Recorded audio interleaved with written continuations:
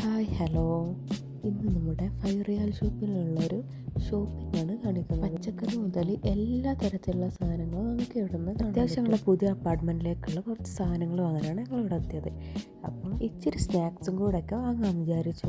കുറേ ചെരുപ്പുകൾ കണ്ടില്ലേ, ഈ കുട്ടികൾക്കുള്ള ഒരുപാട് വസ്ത്രങ്ങൾ ഇവിടെ കണ്ടിട്ട് ഞങ്ങൾ 5 റിയാൽ ഷോപ്പാണെങ്കിലും 5 റിയാലിൻ്റെ ഡ്രസ്സുകളൊന്നും ഞാനിവിടെ കണ്ടിട്ടില്ല.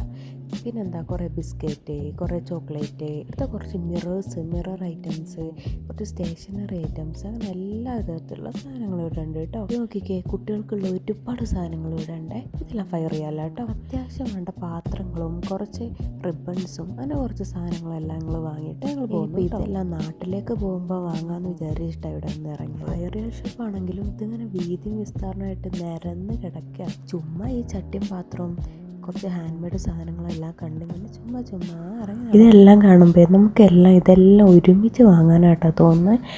അപ്പം എന്നാൽ ശരി, ഇതെല്ലാം വാങ്ങിയിട്ട് നമുക്ക് പിന്നെ ഒരിക്കൽ കാണാം.